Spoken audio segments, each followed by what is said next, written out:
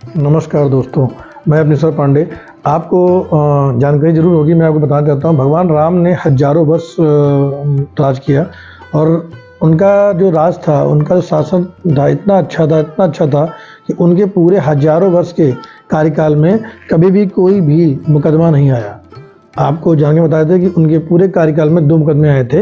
एक दीवानी का मुकदमा आया था, एक फौजदारी का मुकदमा आया था। और 2 मुकदमे ऐसे थे कि अगर उसको आप सही समझेंगे तो आपको उस पर हंसी आएगी। एक बार एक साधु जा रहे थे और साधु ने क्या हुआ, जाते जाते एक डंडा एक कुत्ते को मार दिया। कुत्ता गुस्साया और कुत्ता जाते वो गुस्सा के सीधे राजमहल के सामने राम जी के पास चला गया। राम जी को पता चला तो राम जी ने कहा, भाई देखो कोई कुत्ता आया हुआ है, क्या है उसकी समस्या समझो। लक्ष्मण जी गए, लक्ष्मण जी ने कुछ समझाया। लक्ष्मण जी बोला कि क्या हो गया, तो उसने कहा कि आप राजा नहीं हो, राजा यहाँ के राम हैं, हम अपनी समस्या राम को ही बताएंगे, आप राम जी को भेजिए। वो गए, राम जी से बात की। राम जी ने कहा नहीं, बात करो। वो दोबारा आए बट वो नहीं गए। तो राम जी ने कहा ठीक है, हमारा मतलब हमारे राज्य के लोग हैं तो उनकी अगर कोई समस्या है तो हम सुनने खुद जाएंगे।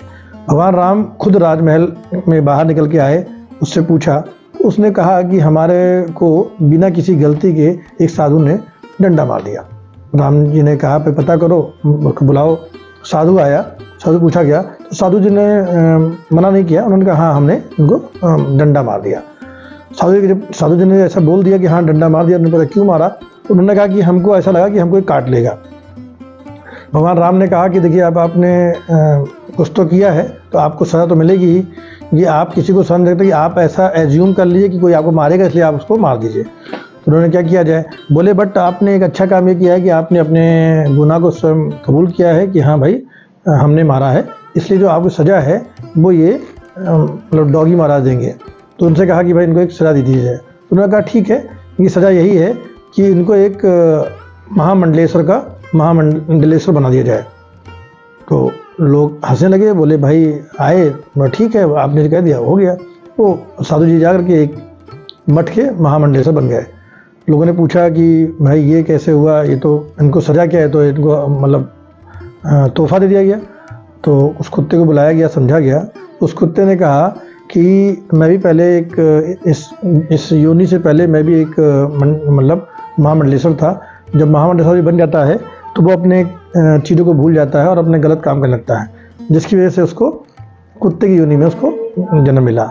एक तो केस ये था और एक केस हुआ था आपका कौवे का और गिद्ध का। एक पेड़ की डाल थी तो दोनों लोगों में लड़ाई हो रही थी। लड़ाई बहुत भीषण हुई, लोगों को पता चला तो वो बात राम जी के पास पहुंची। उन्होंने कहा कि क्या हो गया, तो उन्होंने कहा कुछ नहीं हुआ है, 2 गिद्ध और कौवे में लड़ाई हो रही है। लड़ाई किस बात की है कि डाल पे जो उसका मतलब घरौंदा होता है, घर, वो गिद्ध कह रहा मेरा है, कौवा कह रहा मेरा है। दोनों को बुलाया गया तो गिद्ध ने कहा कि ये जो गिद्ध से पूछा गया भाई बताओ, तो गिद्ध ने कहा ये जो घरौंदा है मेरा है और ये कैसे प्रूफ किया जाए। तो बोले ये घरौंदा 3 पुश्तों से मेरा है, मेरे बाबा का था, फिर मेरे पिताजी रहते थे इसमें और हम रहते हैं। तो बोले कोई प्रूफ, फिर कोई प्रूफ नहीं है, मैं शपथ पत्र देता हूँ। शपथ पत्र उन्होंने दे दिया कि हाँ मैं जो कह रहा हूँ सही कह रहा हूँ। ठीक है, कौवे से बोला गया तो कौवे ने कहा, कौवा आया और कौवा बहुत चालाक था। तो कौवे ने कहा कि भाई देखिए ऐसा है, ये हमारा जो है षष्ठी जब से बनी तब से मेरा है। तो बोले था कोई गवाही है, कहना बहुत गवाही है। तो उसने गवाही, बहुत कौवे आ गए, सब कौवे ने गवाही दी कि हाँ जब से षष्ठी बनी तब से इनका है ना। ठीक है, तो उस पर फिर एक मंत्रणा करी गई, मीटिंग करी गई और पता किया गया। तो भगवान राम ने भेजा कि पता करो ये पेड़ कब से है। तो जो पूरा उस पर देखा गया तो ये पेड़ जो था लगभग 100-150 वर्ष पुराना था।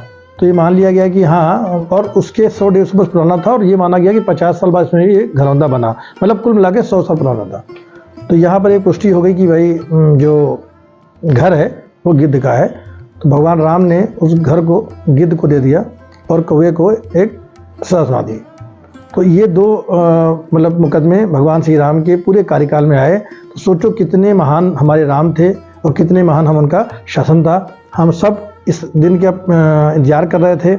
आज 22 तारीख को एक ऐसा दिन आ रहा है कि भगवान का राम राज्य फिर से हो रहा है।